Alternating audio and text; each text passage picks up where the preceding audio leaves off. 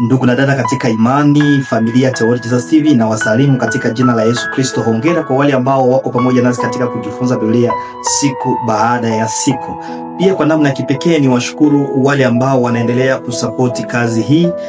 Ndugu Elias de Darlene toka huko Goma, Mungu akubariki, pamoja na Jordan toka huko Irumu, Mbaheria Dalmo na mama Sharman toka huko Lubero. Mungu awabariki kwa namna ya kipekee. Nadhani kwamba umeelewa. Mungu awabariki kabisa. Leo ni wakaribishe nyote katika mwongozo wa kujifunza Biblia, lesoni ya shule ya Sabato. Tumefikia robo ya kwanza kwa mwaka huu. Robo hiyo inazungumza zaidi sana kuhusu nyaraka za Paulo kwa kanisa la Kolosai na lile la Filipi. Na leo ni somo ya 4, ndio tunaanza kwa juma hii. Somo ya 4 leo nakuja kutolea tu utangulizi. Somo linazungumzia kuhusu umoja kupitia unyenyekevu. Umoja kupitia unyenyekevu. Fungu la ukariri ni Wafilipi sura ya 2 mstari wa 2, huko mahali ambapo Paulo anaendelea kuwahimiza waumini kwamba wawe na nia moja, upendo mmoja, roho mmoja na wazo moja. Karibuni kwenye utangulizi.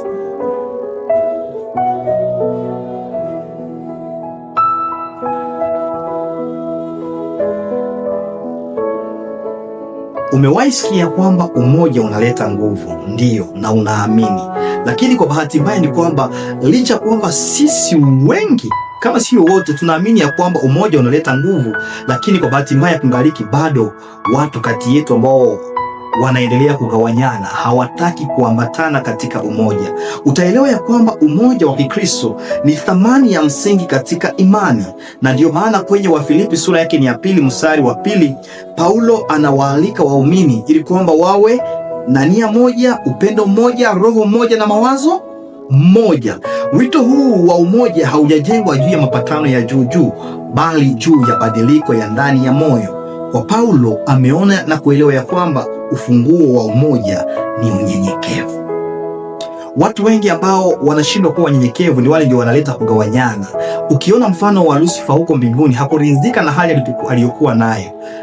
Hakutaka unyenyekevu, alikuwa na kiburi na ukawa mgawanyiko. Hata dada babu wetu mkiwemo Adamu na Hawa hawakuridhika pia na hali yao, na hapo kwa kutengana. Mpendwa mtazamaji na msikilizaji, ikiwa leo wewe pia hauko katika umoja na wengine kwa sababu aidha una kiburi au wao wana kiburi, unyenyekevu ndio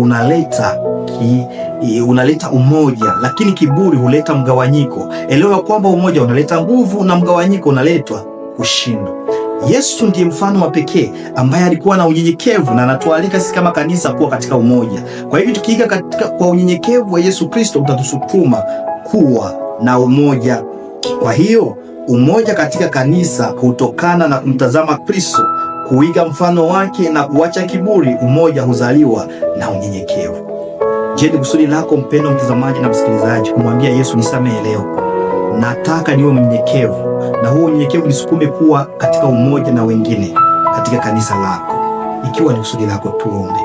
Baba mtukufu, asante kwa kutufunza kwamba kiburi huleta mgawanyiko na kwamba unyenyekevu huleta umoja, na unataka tuwe katika umoja. Tufanye tu watu wa kuleta umoja, si umoja katika dhambi, bali katika kukupendeza, katika jina la Yesu Kristo, amina. Ndugu, usikose kusubscribe, kulike na kushare kwa watu wengine, na kutakia usomi mpya, usomi bora wa maandiko matakatifu. Mungu akubariki.